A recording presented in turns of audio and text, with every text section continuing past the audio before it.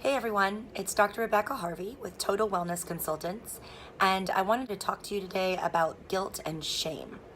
So I wanted to touch on the benefits, the difficulties with, and some ways to touch in on what's going on for you and how to work with it.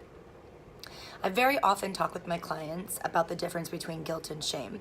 I think it's a really important differentiation because guilt can be quite helpful for us and purposeful, and shame doesn't really serve a very good purpose. So here's the deal. Basically, guilt says, I've done something wrong. I've done a bad thing and I feel badly about it. Now, guilt can be really helpful and useful. Guilt keeps us from breaking the law, keeps us from doing unkind things to other people. Guilt causes us to apologize and make amends, hopefully, when we have transgressed someone. So we can expect guilt to be around and we can capitalize on it and use it when it shows up.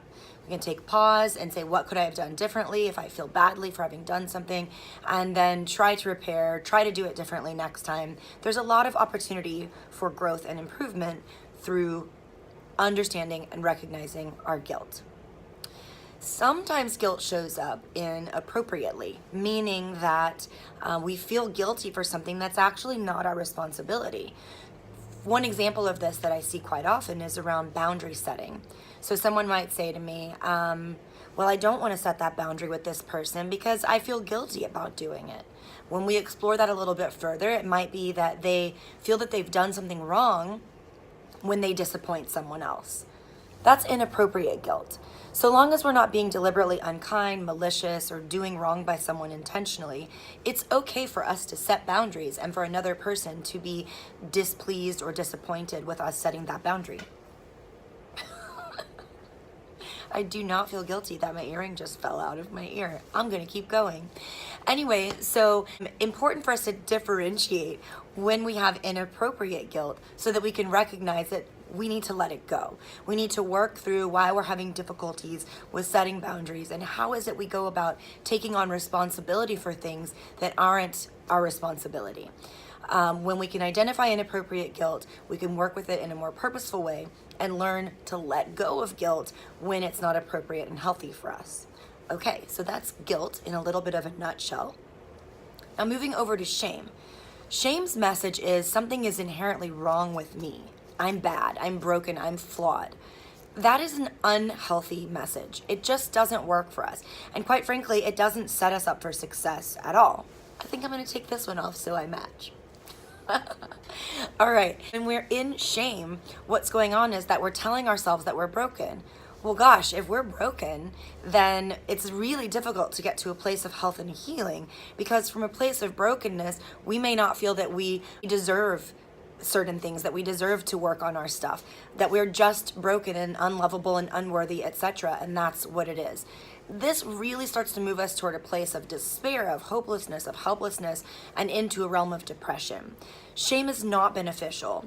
Telling myself that I'm broken, flawed, damaged, etc. does not increase the likelihood that I'm going to get something right next time. It doesn't increase the likelihood that I'm going to work harder or try harder. In fact, oftentimes it does the opposite, because we're in essence being abusive with ourselves and beating up on ourselves when we go into this shame space.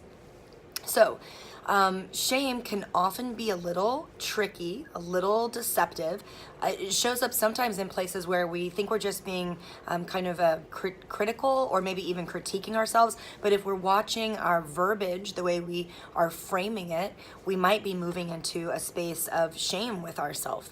And again, it's really important to recognize when we're doing that and to stop and figure out how to reframe and do something productive with the experience. So we are all doing the best we can. I say that often. I really believe it. That might look different from day to day, and it certainly looks different from person to person. The resources that I have look very different from the resources that my neighbor might have, and what I'm able to do on this given day in this moment, depending on how much sleep I got and whether I've eaten in the last several hours, etc. That might look very different from how I might be able to perform or respond in a time where all other variables are kind of optimal. So with that justification, I say we really are tending to do the best we can in each given moment.